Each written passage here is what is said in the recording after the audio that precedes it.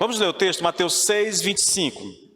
Diz assim: por isso digo a vocês, não se preocupem com a sua vida quanto ao que irão comer ou beber, nem com o corpo quanto ao que irão vestir. Não é a vida mais do que o alimento, não é o corpo mais do que as roupas? Observem as aves do céu, que não semeiam, não colhem, nem ajuntam em celeiros. No entanto, o Pai de vocês que está nos céus as sustenta. Será que vocês não valem muito mais do que as aves? Quem de vocês pode, por mais que se preocupe, acrescentar um côvado ao curso da sua vida? E por que se preocupam com o que vão vestir? Observem como crescem os lírios do campo, eles não trabalham nem fiam. Eu, porém, afirmo a vocês que nem Salomão, em toda a sua glória, se vestiu como qualquer deles. Ora, se Deus veste assim a erva do campo, que hoje existe e amanhã é lançada no forno, não fará muito mais por vocês, homens de pequena fé? Portanto, não se preocupem dizendo o que comeremos, ou o que beberemos, ou ainda com que nos vestiremos, porque os gentios é que procuram todas estas coisas. O Pai de vocês, que está no céu, sabe que vocês precisam de todas elas. Busquem em primeiro lugar o reino de Deus e a sua justiça, e todas estas coisas lhes serão acrescentadas. Pai, mais uma vez, Pai, nós estamos na tua presença em oração. Dessa vez, eu te peço no nome de Jesus, que o Senhor ilumine o nosso entendimento, Pai, de maneira que a palavra seja compreensiva ao nosso coração, em o nome do Senhor Jesus. Amém e amém. Bom, queridos, eu vou fazer um resumo bem rapidinho, daí a gente segue de onde nós paramos a semana passada, tá bom? O ensino aqui, querido, transmitido desde o versículo 19, que vai até o 34, eu estou lendo só uma parte do texto, ele deve definir duas questões fundamentais na vida de quem serve a Deus. A primeira é: quem é o seu Deus e onde está o seu coração? E como saber se eu estou realmente servindo a Deus, né? Como saber se eu não estou servindo às riquezas, a mamon? Então, basicamente é essa a questão do texto, tá bom? Na primeira parte, dos versículos do 19 até o 24, o Senhor Jesus Cristo coloca essa perspectiva financeira em contrastes. Ele diz assim, olha, ele fala do tesouro no céu e do tesouro na terra. Vocês lembram disso, né? Não acumuleis para vós outro tesouro sobre a terra, onde a traça e a ferrugem corroem e onde os ladrões escavam e roubam, mas ajuntai para vós outros tesouros no céu, onde nem traça nem ferrugem corroem e onde ladrões não escavam nem roubam, porque onde está o teu tesouro, aí estará também o teu coração. Percebe a perspectiva? Tesouro na terra, tesouro no céu. Onde é que está o teu coração aqui? Nos tesouros que estão na terra ou nos tesouros que estão no céu? Aqui, querido, acumular tesouros sobre a terra aqui tem a ver com fazer dos bens materiais o fim principal da vida e colocar a nossa esperança e confiança neles. Isso tem a ver com o texto que eu li agora há pouco da nossa reflexão de oferta, entendeu? É o cara que fez uma plantação, a plantação que ele fez produziu mais do que ele imaginava. Quando estava na hora de colher, ele olhou para a plantação e para o celeiro e pensou: meus celeiros não vão comportar tudo o que eu tenho. Aí ele teve uma ideia: vou derrubar esses celeiros e fazer outros maiores. Aí ele fez, colheu tudo o que tinha. Quando ele estava com tudo colhido, ele olhou para aquela abundância. Aí ele disse: agora eu vou descansar, agora eu vou comer, agora eu vou beber, agora eu vou me divertir, porque o que eu tenho dá para a vida toda. Aí o Senhor aparece para ele e diz assim: louco, essa noite a tua alma vai ser requerida. E o que tu tens vai ficar para quem, na verdade? Isso é acumular tesouro sobre a terra, irmãos. É trabalhar, se esforçar, se dedicar, dar o melhor de si na perspectiva de que tudo isso seja feito apenas para si mesmo, entendeu? É fazer dos bens materiais o fim principal da sua vida. A pessoa passa a viver para aquilo, entendeu? Ele coloca a sua esperança naquilo. Então, isso é acumular tesouros na terra. Muito diferente disso, né, é acumular tesouros no céu. Eu gosto de uma parábola do que o Senhor diz, que a gente deve usar os recursos que nós temos para ganhar as pessoas. é ter uma perspectiva correta a respeito daquilo que Deus nos dá. A gente precisa disso, irmãos. Quando eu invisto no reino, e eu não estou falando apenas de vida financeira, mas quando eu invisto com o que eu sou, com o que eu tenho, o meu tempo, a minha dedicação, as minhas habilidades, o meu dinheiro também, quando eu invisto no reino, irmãos, eu estou aqui trabalhando um tesouro no céu, entende? Um tesouro no céu. Com esse texto, querido, o Senhor Jesus Cristo ele não está proibindo as pessoas de ter coisas, né? A proibição aqui, a orientação aqui é o amor às coisas, irmãos. O problema não é o dinheiro, mas o amor ao dinheiro, entendeu? É essa a questão. Porque também há pessoas, né, inclusive existe uma teologia católica até, que fala que a gente não deve, né, ter nada aqui. Não, isso é antibíblico. Se você olhar para a Bíblia, você vai ver muitos homens de Deus ricos. Não há nenhum problema com a riqueza, não há nenhum problema com o dinheiro. O problema é quando o teu coração é capturado por essas coisas, entendeu? É quando você passa a amar essas coisas, quando você coloca a tua esperança, a tua confiança, a tua fé nessas coisas, aí você está acumulando tesouros na terra, queridos. O outro contraste que ele coloca aqui, e eu estou só recapitulando, tá bom, gente? Ele chama de olhos bons e olhos maus. Olha só. Versículo 22, Mateus 6, 22. São os olhos a lâmpada do corpo, né? Se os teus olhos forem bons, todo o teu corpo será luminoso. Porém, se os teus olhos forem maus, todo o teu corpo estará em trevas. Portanto, caso a luz que há em ti sejam trevas, que grandes trevas serão? Os olhos aqui, nós já estudamos semana passada, é uma referência ao coração, querido.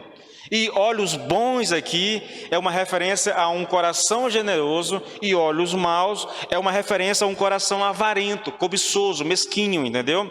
É mais ou menos, ele conclui assim, olha, portanto, se o teu coração for cobiçoso, se o teu coração for avarento, ele estará em trevas, e que grandes trevas serão. Percebe como ele coloca? Tesouros na terra, tesouro no céu. Coração generoso, coração cobiçoso, coração avarento. Se o coração é avarento, o homem está em trevas, irmãos. Está perdido, está andando às cegas. E por último, ele traz o contraste aqui entre Deus e o dinheiro, ou mamon, né? Versículo 24 do capítulo 6. Ninguém pode servir a dois senhores, porque ou há de aborrecer-se de um e amar ao outro, ou se devotará a um e desprezará o outro. Não podeis servir a Deus e às riquezas. A palavra senhores aqui não é uma referência aos patrões modernos, tá bom? Não é isso. O Spurgeon disse que se fosse, né, era possível ter 2 patrões, 3 patrões, até 4 patrões, ainda mais numa época como essa, né? Você trabalha de casa, você pode ter quantos patrões quiser, na verdade. O sentido aqui não é esse, irmãos. Senhor aqui é praticamente dono, entendeu? Porque é uma referência aos senhores de escravo, é uma referência a algo daquela época, daquela cultura, entendeu? Então não é a mesma coisa de patrão, não é isso não. Dá para você servir tranquilamente 2 patrões, mas não dá para ter 2 senhores. E aí a aplicação é exatamente essa, ou você serve a Deus, ou você serve ao dinheiro. Mas não dá para servir a Deus e ao dinheiro ao mesmo tempo, é impossível. As expressões aqui, querido, aborrecer, né, amar e odiar, que ele cita aqui no texto, você não pode servir, né, porque vai se aborrecer de um e amar o outro, vai se devotar a um e desprezar ao outro. Essas expressões aqui, querido, amar e odiar aqui, há um comentarista chamado D.A. Carson, ele diz que isso é uma expressão idiomática semítica, lá dos judeus, entendeu? Muito comum. Odiar um dos dois aqui e amar o outro significa tão somente que o último é o preferido, né? Tipo assim, se eu digo que eu odeio um e amo o outro, eu só estou dizendo que um deles é meu preferido. Eu prefiro o dinheiro do que a Deus. Eu prefiro a Deus do que ao dinheiro. É isso que ele está colocando aqui. E eu citei um texto para mostrar para vocês que é exatamente esse o sentido, tá bom? Da expressão aqui que Paulo usa aqui para odiar e para amar. Tá? É só uma expressão comum, é corriqueira daquela época, tá bom? Agora, servir as riquezas, querido, significa fazer delas o alvo da vida, maior da vida. Significa acumular tesouros, acumular bens materiais, depender deles, entendeu? Significa também preservar essas riquezas, guardar, não dar, não ofertar, não ser generoso. Servir as riquezas tem a ver com ter um coração mesquinho, avarento, cobiçoso, entendeu? Eu vou citar um personagem aqui, mas eu vou me queimar, porque eu acho que ninguém de vocês aqui vai lembrar disso, né? Havia uma novela muito antiga da Rede Globo, olha só, gente, eu não sei nem de que ano é aquilo, que havia um personagem que era do Ari Fontoura, que ele fazia o Nonô Correia. Ele era um cara tão mesquinho que ele colocava cadeado na geladeira para a empregada não comer o que tinha lá, entendeu? Então é muito disso que ele está colocando aqui. Servir as riquezas é você ser mesquinho assim, não ser generoso, não ser abençoador, entendeu? É querer tudo só para si. Isso é a ideia de servir as riquezas, irmãos. É ter um coração avarento, é querer acumular tesouros na terra. Bom, querido, por que o Senhor colocou isso, irmãos? Qual é o cerne do discurso do Senhor Jesus Cristo? Ele estaria aqui preocupado com o fato de possuirmos ou não bens materiais? Não é isso exatamente, irmãos. A questão aqui, querido, é saber onde é que está o nosso coração.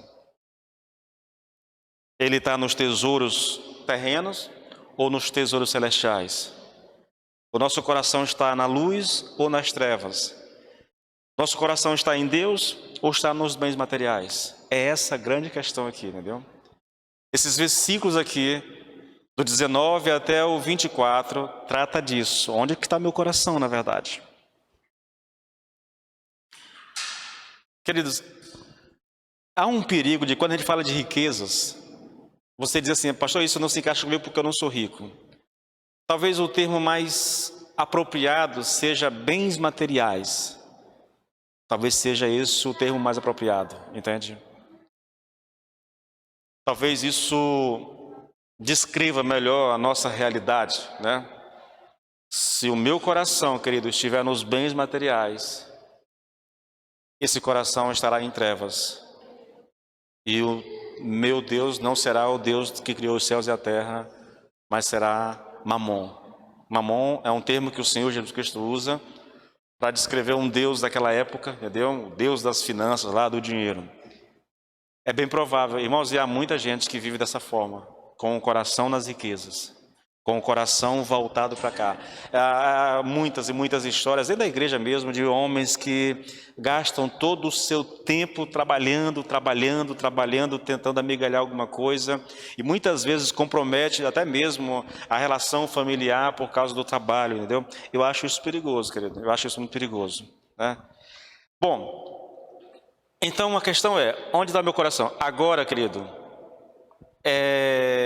vem a segunda parte. Como saber, né, a que Deus eu estou servindo? Primeiro ele coloca a perspectiva, né, os contrastes.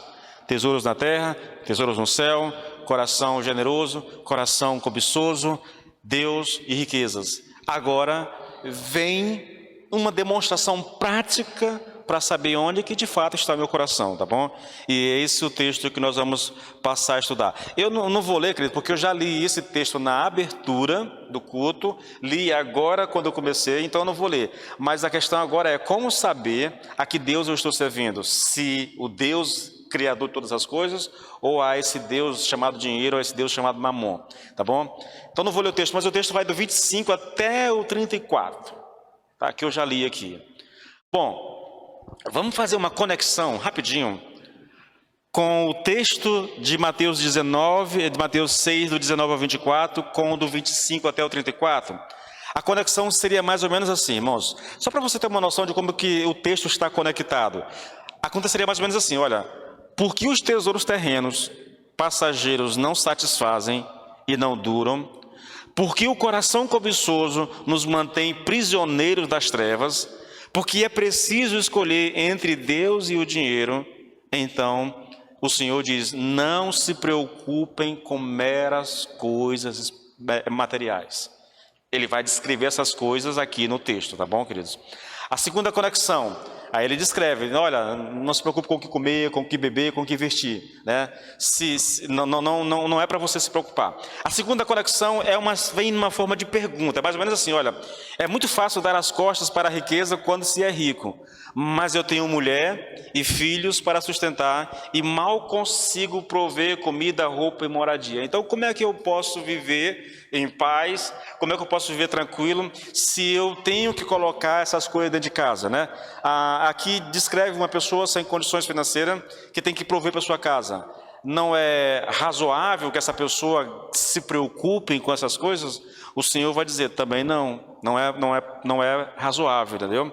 Qual é a resposta de Cristo, querido, para essa questão?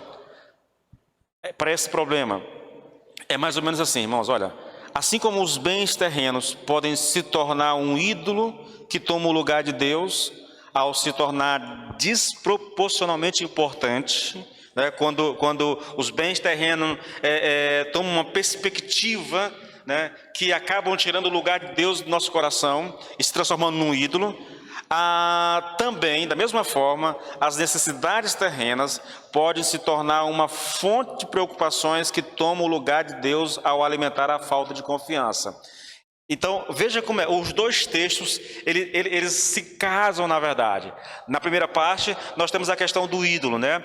Os bens materiais podem se transformar num ídolo que toma o lugar de Deus no meu coração. Na segunda parte, que nós vamos escrever agora, as necessidades materiais, elas podem ocupar de tal forma a nossa mente com preocupação, com ansiedade, que isso também tem o poder de roubar o lugar de Deus no nosso coração, e a gente passa a alimentar aqui, querido, uma falta de confiança no Senhor. As duas coisas estão completamente conectadas, irmãos. É disso que trata o texto. Eu não posso permitir que os bens materiais ou o anseio por querer melhorar de vida se transforme num ídolo no meu coração, né, roubando de Deus o lugar que é dele. Mas também não posso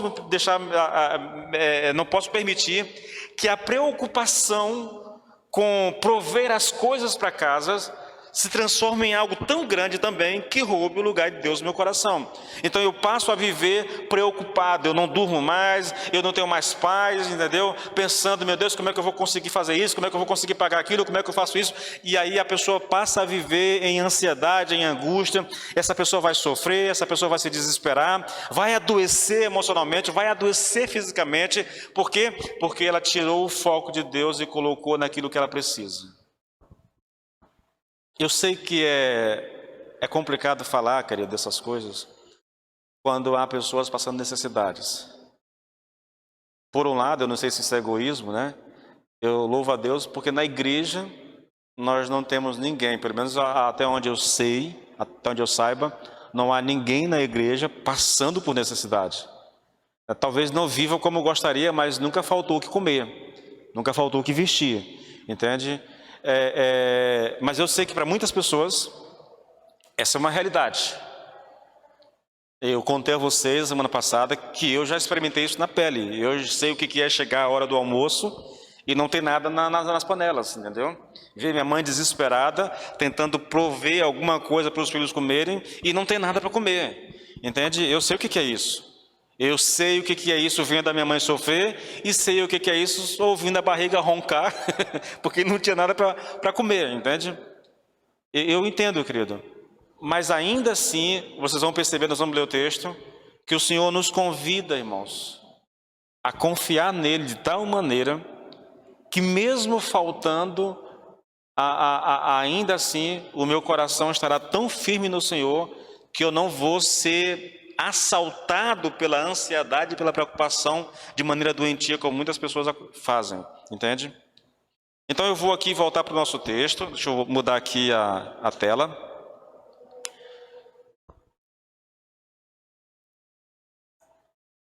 Isso, só um instantinho, irmãos, deixa eu só voltar aqui para o meu texto. É porque aquilo tudo era só uma recapitulação, entendeu? Tudo aquilo era só uma recapitulação. E agora eu não estou achando o texto. Só um minutinho. Isso, está aqui, achei.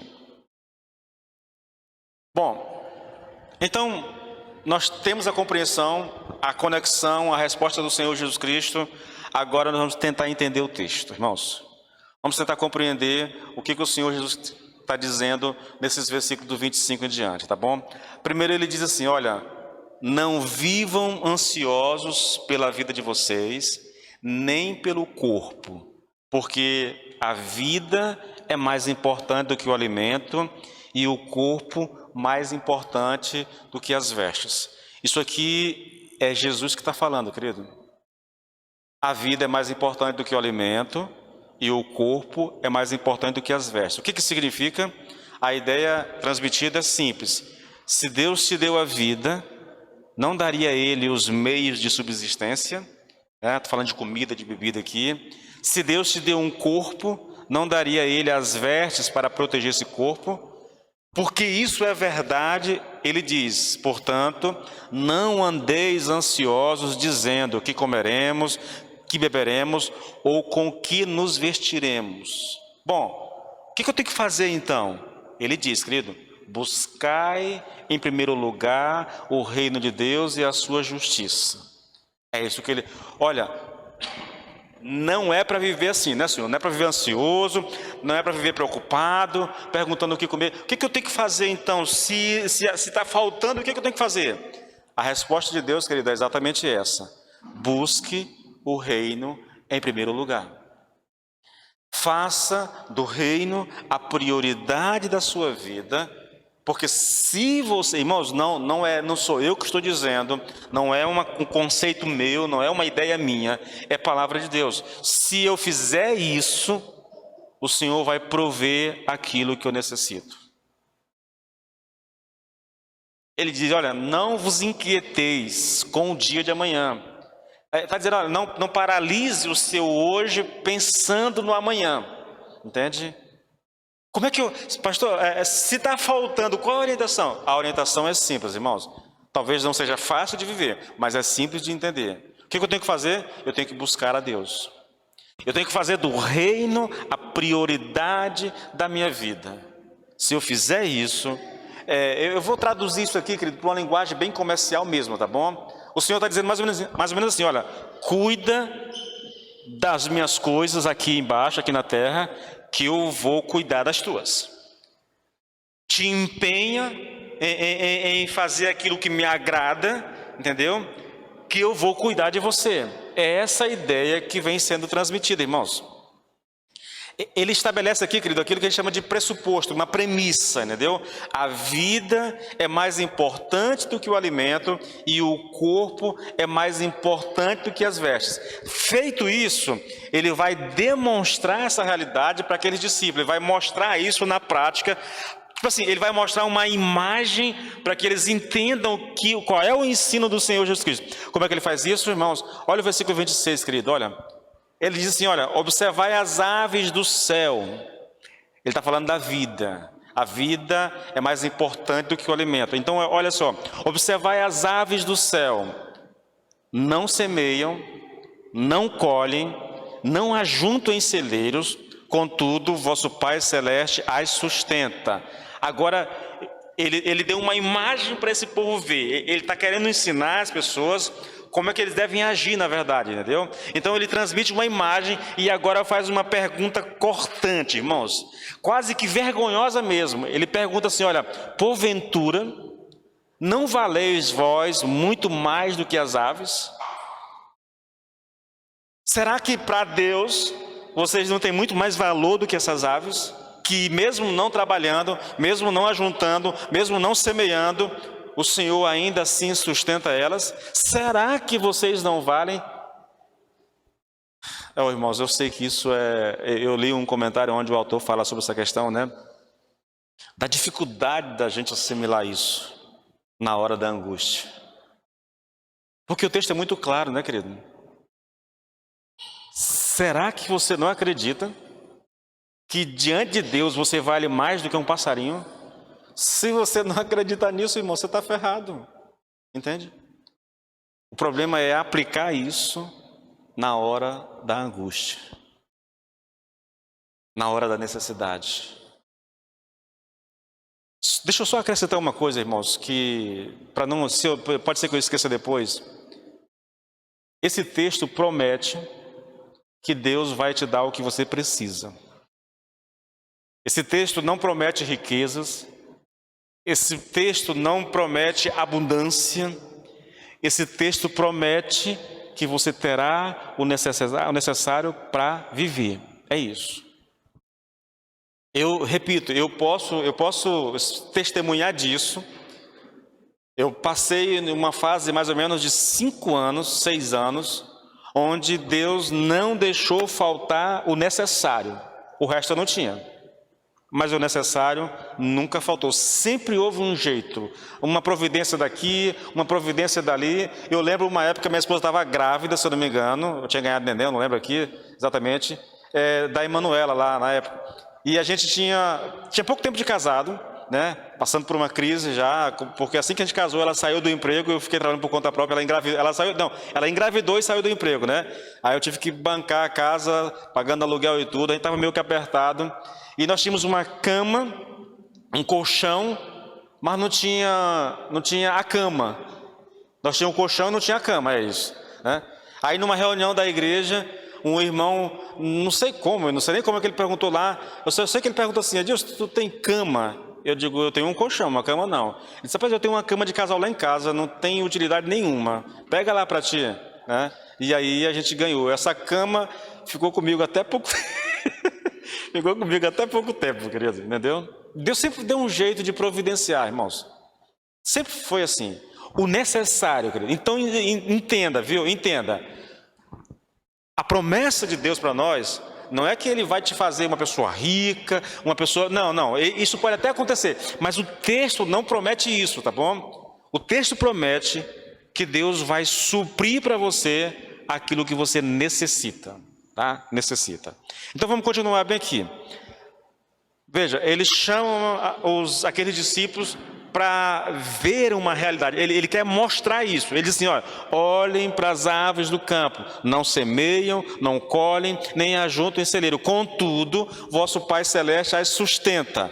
E a pergunta que vem para nos matar de vergonha é: porventura, não valeis vós muito mais do que as aves? E emenda numa outra pergunta, irmão, mais difícil ainda.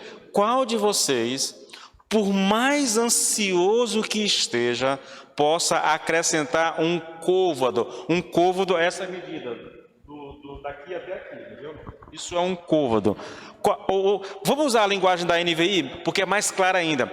Quem de vocês, por mais que se preocupe, pode acrescentar 1 hora que seja a sua vida? Ele está dizendo assim, viver ansioso é desnecessário. Viver ansioso é inútil, não tem nenhuma finalidade a ansiosidade, a não ser te adoecer, entendeu? A não ser fazer com que você perca o Senhor de vista e comece a focar só no alvo da sua ansiedade. Porque isso não vai fazer você viver mais, não adianta, a ansiosidade não vai fazer... Irmãos, isso é uma lição para a gente, não é? Não adianta. Eu até falei semana passada que talvez a ansiedade pode até encurtar o teu tempo de vida, entendeu? Porque aí passa a não dormir à noite, entendeu? O sistema imunológico começa a enfraquecer, daqui a pouco contrai alguma doença, uma dessas doenças psicossomáticas, entendeu? Uma gastrite, sei lá, alguma coisa dessa natureza, e daqui a pouco você morre por causa disso, uma depressão, daqui a pouco... É possível que a ansiedade encurte o teu tempo de vida, mas não é possível que ela aumente 1 segundo da tua existência, querido. Por isso não adianta a preocupação, diz o Senhor. Diz o Senhor. Não sou eu que estou dizendo, irmãos. É Deus, tá bom? Falou do corpo, né? O Senhor que dá a vida não proverá o alimento. Agora veja, vai falar do corpo agora. Versículo 28. E por que estáis ansiosos quanto ao vestuário? Considerai como crescem os lírios do campo. Eles não trabalham, nem fiam. Eu, contudo, vos afirmo que nem Salomão, em toda a sua glória, se vestiu como qualquer deles. Ora, se Deus veste assim a erva do campo, que hoje existe, e amanhã é lançada no forno, quanto mais a vós outros, homens de pequena fé. Agora ele adjetivou, né? A fé de vocês ele está dizendo o seguinte, irmãos, a ansiedade, a preocupação é falta de fé. É o que ele está dizendo. É falta de fé. Ah, pastor, o senhor não entende. Queridos, eu vou ser sincero com vocês. Eu entendo, irmãos. Eu entendo. Primeiro porque eu sei o que é passar fome. Entende? Eu sei o que é você viver limitado. Tem só o que precisa para viver, nada mais. Nada mais, eu sei o que é isso. O problema da ansiedade aqui, querido, é um problema de incredulidade, de falta de fé. É o que o Senhor está dizendo.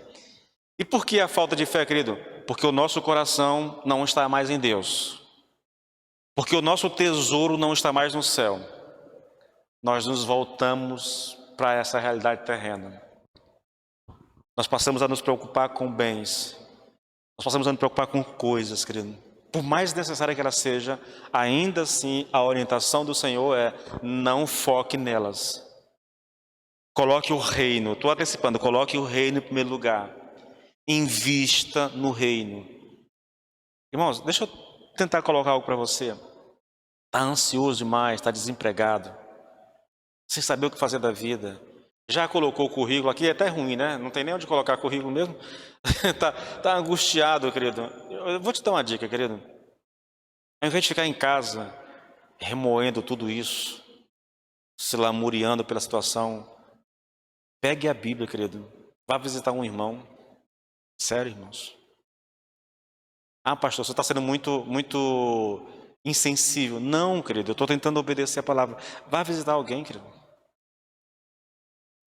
Vá, ajude alguém. Deixa eu contar aqui muito rapidamente. A minha sogra adoeceu esses dias. A minha sogra na rua, ela ajuda quase todo mundo, entendeu? Está em casa, tá aposentada. Então ela está lá, ela cuida do cachorro da vizinha quando viaja. Ela vai molhar as plantas não sei de quem, aquela coisa toda. Ela adoeceu agora. Adoeceu mesmo para ficar de cama. Eu tive que ligar para o meu filho para ele comprar remédio para ela e tudo. Quando foi hoje, eu disse: amor, liga para sua mãe, veja como é que ela está lá. Aí ela ligou e a história, né? É uma vizinha dela que tá, de manhã leva caldo, na hora do almoço leva lá, o filho está com a mesma doença, né? Que é essa chamada de, qual é o nome desse negócio? H1N1, entendeu? Está lá com esse negócio lá, está com o mesmo problema. Aí o que ela faz para o filho, a vizinha, ela faz passando para levar para minha sogra. Mesmo ela estando sozinha lá, porque não tem ninguém, a Ariana está aqui, o irmão está em São Paulo, entendeu? A Emanuela está aqui com a gente agora também. Mas tem uma vizinha lá que está lá suprindo a necessidade que ela tem. Ela está de cama, nem comida ela pode fazer. Mas a vizinha vai lá levar caldo de manhã, vai levar almoço, vai levar alguma coisa para comer na janta. Está levando até remédio, irmãos. Percebe como ela está... Irmãos, isso é muito prático, isso. Eu quase que mudo de assunto, né? Aquilo que você semeia, você colhe, irmãos, entende? Então está aí angustiado, em vez de ficar em casa, sofrendo, pensando. Tem gente precisando de ajuda, irmãos. Vai lá, faz uma visita, ore, leia a Bíblia, entendeu? Cante. Ah, vem para a igreja, peça a chave, vem para a igreja, vem orar aqui, entendeu? Ora pela igreja. Isso é colocar o reino em primeiro lugar. Isso é tirar a mente das preocupações e colocar a mente no Senhor, no reino de Deus, irmãos. Quando a gente faz isso, nós seremos abençoados e supridos na nossa necessidade. É isso que diz a palavra de Deus, irmãos. É isso que eu estou ensinando para vocês aqui. Tá bom? Então vamos lá, querido. Então a ansiedade é um problema de falta de fé, tá bom? É um problema de incredulidade, na verdade. E por quê? Porque nós tiramos o coração de Deus e colocamos em outra coisa, tá bom? Bom, o que fazer, irmãos? Olha o versículo 31. Portanto, ele já colocou, né? Ele estabeleceu a premissa. A vida é mais importante do que o alimento. O corpo é mais importante do que a vestimenta. E aí ele demonstra isso. Olhe as aves do céu, não colhem, não plantam, não semeia, mas contudo o Senhor dá a elas. Olhem para os lírios do campo, entendeu? O Senhor quem os veste e tudo. Portanto, ele diz agora: não vos inquieteis, não andeis ansiosos, preocupados, dizendo: o que comeremos, o que beberemos, ou com o que nos vestiremos. Por quê, querido? Porque os gentios, os descrentes, é que se preocupam com essas coisas. Pois o vosso Pai Celeste sabe que necessitais de todas elas. O que está sendo ensinado aqui, querido, é que um cidadão do reino, aquele cujo coração está em Deus, não deve viver ansioso, preocupado com comida, bebida ou vestuário. São aqueles cujos corações estão nos bens materiais que se preocupam com essas coisas. Irmão, eu vou repetir para que você não pense que isso é um conceito meu. Eu jamais, irmãos, pensa, qual é o ser humano que ensinaria para outra pessoa, dizer assim, meu querido, você está passando por uma luta, você está desempregado, sem saber o que fazer. Cara, em vez de sair desesperado todos os dias, para lá e para cá, para lá e para cá, em vez de ficar angustiado, chorando pelos cantos, lamentando, pegue a tua Bíblia e vai evangelizar alguém. Vai para a igreja, ora um pouquinho, entendeu? Se envolva com a obra do Senhor. Isso não brotaria de uma mente humana, irmãos. Isso tem que vir de Deus, na verdade. E é isso que o Senhor quer que nós aprendamos, querido. Porque quando eu foco na necessidade, quando eu foco no problema, esse problema vai se agigantar. É assim que funciona, irmãos. Você tem um probleminha ali, está te incomodando, e você começa a pensar naquele negócio, e começa a pensar, quanto mais você pensa, mais ele vai crescendo, mais ele vai crescendo. Daqui a pouco você está sem conseguir dormir à noite pensando naquele troço, entendeu? Você perde a paz, você perde o sono, você perde até o apetite, ou então ganha um apetite feroz, passa a comer demais porque está preocupado. É mal, de qualquer jeito é mal. A orientação do Senhor vem na contramão disso, irmãos. Na verdade, ele vai dizer, olha, isso não é atitude de crente. Isso não é para filho de Deus, isso é para gentio, isso é para descrente, na verdade. Bom, qual é a atitude de um cidadão do reino, irmãos? De quem crê no Senhor? Ele precisa acreditar, querido. Ele precisa ter fé que o nosso Deus não apenas sabe o que nós precisamos, como tem o poder para satisfazer as nossas necessidades. Há um homem, querido, chamado George Miller. Esse cara viveu na Inglaterra, ali, país de Gales, ali. Eu li um pouco da biografia dele, né? A gente lê e se envergonha, irmãos. Esse camarada, ele leu a Bíblia mais de 200 vezes. Esse camarada, ele leu a Bíblia 80 vezes de joelho ao pé da cama. Ele orava 8 horas por dia e cuidava de não sei quantos... de crianças, que cuida de crianças, orfanatos. Orfanatos não, é uma coisa dessa natureza, né? Ele cuidava de crianças órfãs, entendeu? Um dia, está lá na biografia dele, um dia ele senta com as crianças, os pratos estão sobre a mesa, e alguém pergunta, cadê a comida? E ele diz, nós vamos orar e Deus vai providenciar. E aí um cara com um carro cheio de comida que ia levar para algum lugar, parece, ele se perdeu, errou o caminho, não sei, a comida ia se estragar, e ele foi parar no orfanato, e ali descarregou a comida todinha, entendeu? Apareceu. Ele sustentava 3 orfanatos, irmãos, sem recurso nenhum, só pela fé no Senhor. Tá? Eu sei que isso parece loucura, né? Mas é verdade, está na biografia do cara, é a história, entendeu? É a história. Nós precisamos, querido, confiar no Senhor.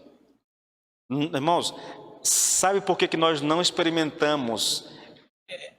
Sabe por que não vive essas coisas que a gente ouve aqui contar, aqui as pessoas contar? É porque a gente não tem fé, querido. É porque a gente gosta de andar dentro dos limites onde nós controlamos as coisas, entendeu? Onde nós temos o controle. A gente quase nunca se aventura a crer no Senhor de uma maneira assim mais arrojada, né? A gente é muito limitado nisso, irmãos. Quem aqui já teve coragem de chegar num doente assim e colocar as mãos e dizer, cura, seja curado? A gente tem medo disso, tem vergonha disso, entendeu? E porque tem vergonha, nunca vai experimentar. A gente precisa, querido, ser um pouco mais ousado na nossa fé, irmãos. Ser mais ousado, irmãos. Olha, voltando aqui para o texto, a falta de confiança em Deus, querido, não é só uma afronta, mas é também uma atitude totalmente pagã. Se eu não me engano, é Hebreus 11:6. Vou pegar o texto e ler. Sem fé é impossível agradar a Deus, porque quem dele se aproxima precisa crer que ele existe e que recompensa aqueles que o buscam. Sem fé, você não consegue agradar a Deus. Simples assim, irmãos. Ao me aproximar do Senhor, eu preciso crer que Deus pode realmente atender a minha oração. Eu preciso crer, não só que Ele existe, mas que Ele vai me recompensar por buscá-lo, por crer nele, na verdade. Então nós precisamos disso, irmãos. Esse texto é um texto que demanda fé. O Senhor está dizendo assim, não viva ansioso, por nada, entendeu? Não viva ansioso, coloque o reino em primeiro lugar. Isso exige fé, irmãos. Nossas preocupações, querido, não devem se assemelhar às preocupações do mundo. Ouça bem isso, olha, quando um cristão enfrenta a pressão dos exames, será que ele diz as mesmas coisas que um incrédulo da sala ao lado? Quando lhe falta dinheiro, até para as necessidades essenciais, ele reclama com o mesmo tom, as mesmas palavras, a mesma atitude que o incrédulo ao seu redor? Bom, se ele faz isso, ele está só dizendo que ele é mais um incrédulo, entende? É possível passar por crise? Vai passar? Provavelmente vai passar. No mundo tereis aflições. Está lá, irmãos, a gente não pode fugir disso. Agora, a questão é como que nós passamos por isso. Como é que nós lidamos com isso, entendeu? Porque se é para agir como um homem ímpio age, irmãos, então de que adianta a nossa fé? E por último aqui, querido, olha, só na exposição do texto, né? Eu vou fazer uma aplicação ainda. Como saber, querido, se cremos realmente na promessa de Deus? Como eu posso expressar a minha fé na provisão de Deus? Antes de ler o texto, vou recapitular. Assim como os bens materiais podem se transformar num ídolo no nosso coração, as preocupações também podem se agigantar de tal maneira que elas roubam o lugar de Deus no nosso coração. Ponto. Quando o Senhor vai explicar essa questão da preocupação, Ele vai estabelecer uma premissa, um pressuposto aqui. O pressuposto é, a vida é mais importante do que o alimento e o corpo é mais importante do que as vestes. Então ele passa a demonstrar isso. Ele vai demonstrar, olhe as aves do campo, olhe os lírios do campo. O Senhor sustenta. Será que Ele não vai sustentar vocês? Será que Ele não vai prover para vocês? Então, não vivam ansiosos, não vivam preocupados, dizendo, Senhor, o que eu vou comer, o que eu vou beber, o que eu vou vestir? Não façam isso. Isso é coisa de pagão. O que eu devo fazer, irmãos? Como é que eu manifesto a minha fé no Senhor? É aqui que o texto ganha sentido e é aqui onde eu queria gastar um tempinho com vocês. Ele diz, a prova de que você realmente crê, de que você realmente entendeu o que o Senhor está dizendo, está aqui. Buscai, pois, em primeiro lugar, o seu reino, né, o governo de Deus e a sua justiça. E todas estas coisas vos serão acrescentadas. É uma palavra que o Senhor está dando para os discípulos. O Senhor sabe que Ele vai morrer, vai voltar para o céu. Os discípulos vão assumir a igreja. E Ele quer precaver esses homens para que na angústia, na escassez, eles não percam o foco daquilo que eles foram chamados para fazer, entende? Então o Senhor está orientando ele, não se preocupe com bens materiais, busquem o reino, façam do reino a prioridade da vida de vocês, e o resto eu garanto a vocês, o resto eu vou prover para vocês. Invista no reino, gaste o seu tempo, gaste a sua energia, gaste as suas habilidades, faça tudo pelo reino, porque o que vocês precisam eu vou prover. Esse é o desafio de Deus para nós, irmãos. Esse é o desafio de Deus para nós. Agora, irmãos, você me permite dizer uma coisa? Ontem eu coloquei um texto no grupo da igreja, preocupado com a frieza de alguns irmãos. Não vou mentir, eu ando muito angustiado com isso, irmãos. Angustiado. Eu olho e o que eu consigo perceber é que está todo mundo vivendo para si mesmo. Está todo mundo trabalhando para si. Está todo mundo vivendo a sua própria vida. E não há uma preocupação com o reino. Não há uma preocupação com a expansão do reino, entendeu? É todo mundo por si, é cada um por si, irmãos. As pessoas, olha, estão vivendo tanto para si que nem a igreja querem vir mais, entendeu? Irmãos, deixa eu dizer uma coisa aqui. Se você vacilar na sua caminhada, nós temos 3 programações por semana. Nós temos ao culto na terça, é um culto de oração e de estudo bíblico.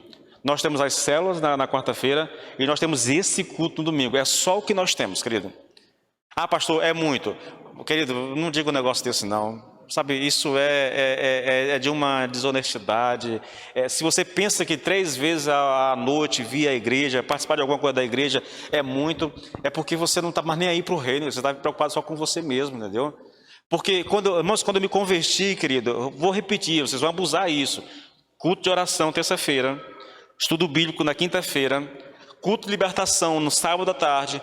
Culto de jovem no domingo à noite, escola bíblica dominical no domingo de manhã e culto do domingo à noite. Na verdade, isso ainda é regra na imensa maioria das igrejas no Brasil, talvez com a exceção do culto de libertação no sábado à tarde. O resto ainda permanece e as pessoas continuam indo para a igreja, irmãos.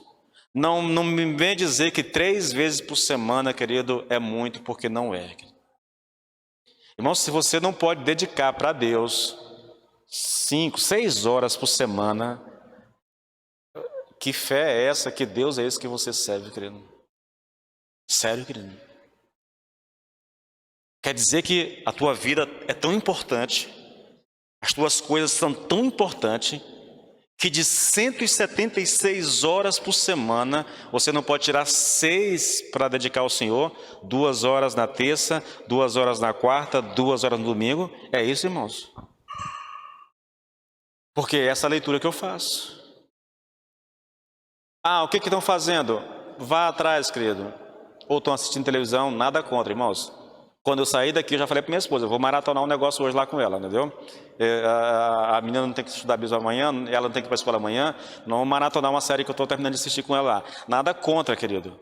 Agora, você nunca vai me ver assistindo televisão no horário do culto. E não é porque eu sou pastor não, irmãos. Não é. Nada contra. Ou estou nas redes sociais, novamente, nada contra a rede social, eu uso muito, entendeu? Mas isso não me impede de orar ao Senhor em casa, não me impede de ler minha Bíblia, não me impede de vir para o culto, não me impede de estudar, não me impede de fazer nada. Eu faço isso quando eu estou desocupado, entendeu? Agora, deixar de vir para a igreja, irmão, por causa dessas coisas. Queridos, pastor, eu busco a Deus em primeiro lugar. Irmãos, a prova de que nós não buscamos a Deus em primeiro lugar está na terça-feira à noite. Venha para cá e você vai entender o que eu estou falando. Eu sempre pergunto, Senhor, onde é que estão os irmãos? Por que é só o mesmo grupo o tempo todo? Cadê os outros? Por que não vem orar? Tudo bem, querido. Nós não somos como uma boa parte das igrejas. Nós não oramos por nós mesmos, por nossa necessidade. A gente não faz isso aqui na terça-feira. Nossa oração é pelos outros o tempo todo. Nós oramos pelos outros. Oramos pela igreja como um todo, oramos pela vida financeira dos irmãos, oramos pelos ministérios, oramos pela salvação dos familiares de todos vocês, oramos por um monte de coisa, pelos missionários que estão no campo missionário, nós temos uma lista de missionário. Nós não oramos por nós mesmos, irmãos. Nosso desejo é abençoar, é tentar de alguma forma viver o reino, irmãos, e a gente faz isso orando pelas pessoas, buscando ao Senhor, clamando ao Senhor, entende? Nós precisamos que Deus seja o centro da nossa vida, querido. Irmãos, a melhor expressão da nossa fé, querido, é pôr o reino de Deus e a sua justiça em primeiro lugar na nossa vida. Isso reflete, querido, onde está o nosso coração, se em Deus ou nos bens materiais. Isso também reflete, querido, onde está o nosso tesouro, se no céu ou na terra, entende? A promessa do Senhor, querido, é que se eu fizer isso, todas as coisas que eu preciso para viver serão acrescentadas. E o Senhor especifica aqui quais são essas coisas: comer, beber e vestir. É isso que você precisa para viver. Tá? O resto é luxo, irmãos. O resto é luxo. Ele não promete o resto. A promessa são essas coisas. Por que é assim, irmãos? É uma lembrança de que nós não somos desse mundo. É um lembrete de que nós não podemos acumular bens nesse mundo aqui, porque não vai servir para nós, irmãos. É um lembrete simples, querido. Bom, me permita ir para a parte prática e aí eu vou encerrar, tá bom? Eu vou fazer uma aplicação prática, irmãos. A primeira aplicação que eu faço desse texto é: você é um dizimista ou um ofertante? Não tem como, querido. Se eu estou falando de bens, de vida financeira, se eu estou falando de colocar o reino em primeiro lugar, é lógico que eu vou falar disso aqui, irmãos. Porque isso é um reflexo do nosso coração, querido. Veja, ser um dizimista e ser um ofertante é só um reflexo que provará para você mesmo se o teu coração é um coração generoso ou um coração avarento. É só isso, irmãos. É uma aplicação prática dessa verdade. Por que nós não dizimamos? Porque nos falta fé para isso, irmãos. Se for só desobediência, eu acho que a situação é pior ainda, tá bom? Mas na minha cabeça é isso que falta fé para nós, entendeu? Eu não acredito que Deus seja poderoso para suprir aquilo que eu tirei para devolver, aquilo que era dele, tá? Essa é a primeira aplicação prática, irmãos, dessa verdade. O ser ou não um dizimista, o ser um ofertante ou não, querido, reflete onde estão os nossos tesouros, reflete se o meu coração é generoso ou um coração avarento, tá bom? Reflete se eu estou apegado a essas coisas aqui, querido, as coisas materiais. Segunda aplicação, querido, você vive a maior parte do seu tempo ansioso. Agora me permita ler mais um texto complementando isso que nós já estudamos aqui, Filipenses 4, 6 e 7. Não andeis ansiosos de coisa alguma. É muito prática a orientação, né, querido? Não permita que nada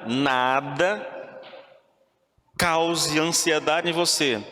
Em tudo, porém, sejam conhecidas diante de Deus as vossas petições, pela oração e súplica com ações de graça. O que o Senhor está dizendo aqui? Ao invés de viver ansioso, focar na necessidade, Ele está dizendo: pegue isso e leve a Deus. Irmãos, é simples a orientação. Tem alguma coisa te incomodando? Pegue essa situação e leve para diante de Deus. Tem uma história muito interessante do rei Ezequias, que recebe uma carta muito ofensiva de um rei, né? Afrontando não só o rei, mas o próprio Deus. E ele pega aquela carta, ele está ansioso, preocupado, já tinha mandado os seus servos até o profeta, entendeu? Aquilo está angustiando ele. Ele pega a carta, vai para o templo, abre a carta lá no templo e diz: Senhor, está vendo isso aqui?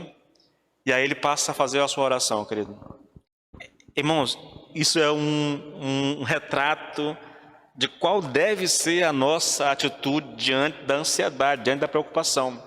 Se eu fizer isso, querido, o texto diz assim: olha, e a paz de Deus, que excede todo o entendimento, guardará o vosso coração e a vossa mente em Cristo Jesus.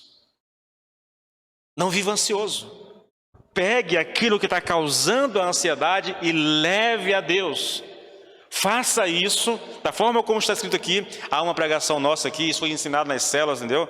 Vai ser ensinado aí nas células, né? Há uma pregação nossa em Filipenses explicando isso minuciosamente, querido. Faça isso e você vai experimentar a paz do Senhor.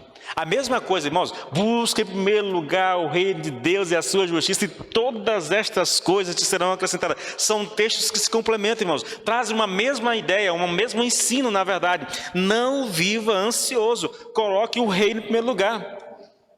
Coloque o reino em primeiro lugar.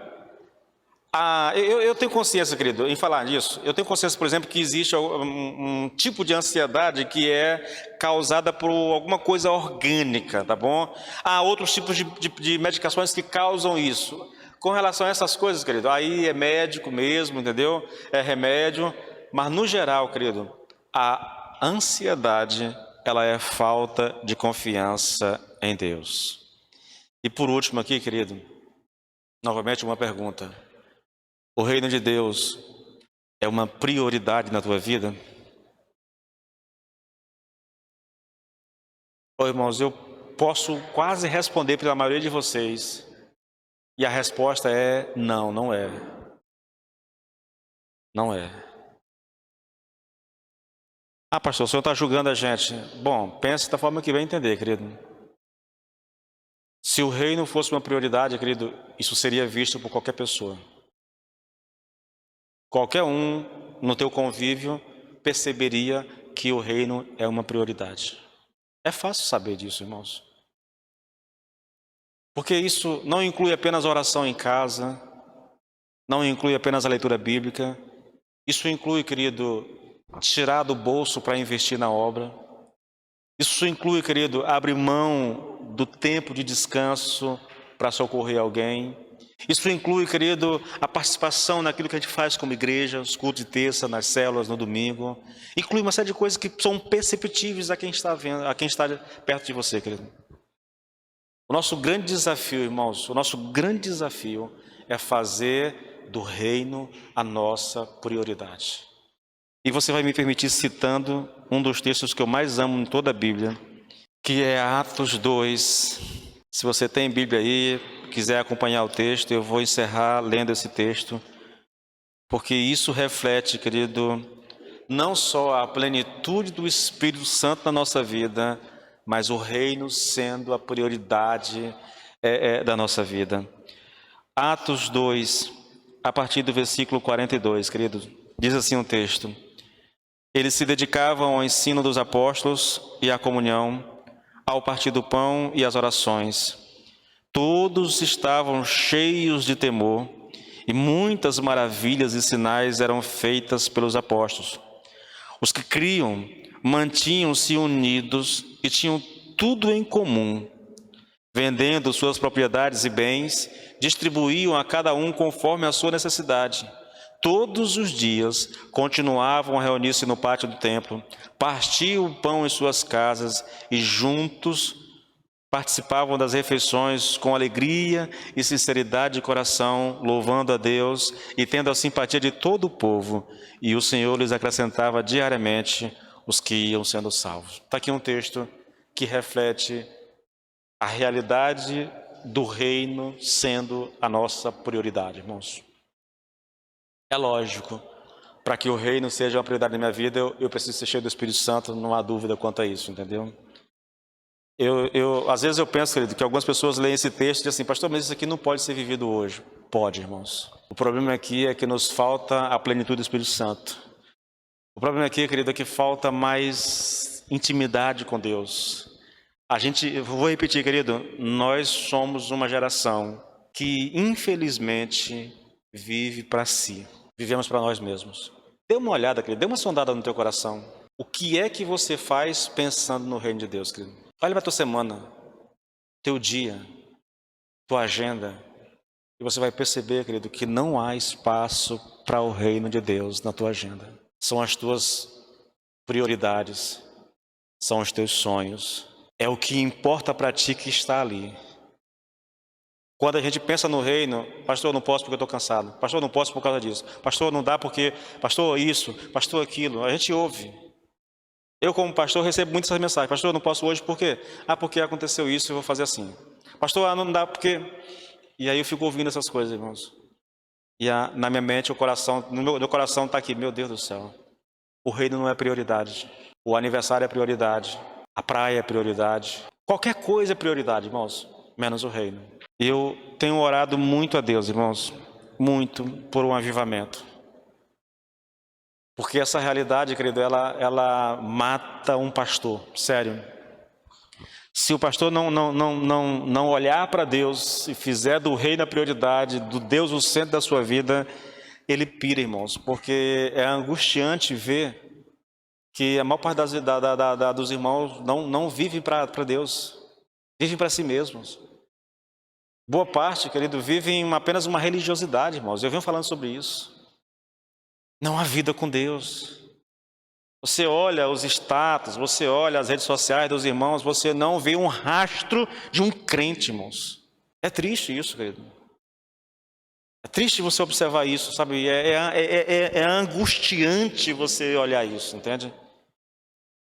E o que resta, querido, é falar e orar ao Senhor, É falar e orar ao Senhor para que Deus mude essa realidade. Para que essa realidade de Atos, querido, por mais que a gente não viva ela na sua integralidade, mas que pelo menos algo parecido com isso seja vivido por nós. Porque isso é ser igreja de acordo com a vontade de Deus, isso é ser reino de Deus, isso é fazer do reino a prioridade da sua vida, querido. Se coloque de pé, por favor, em nome de Jesus.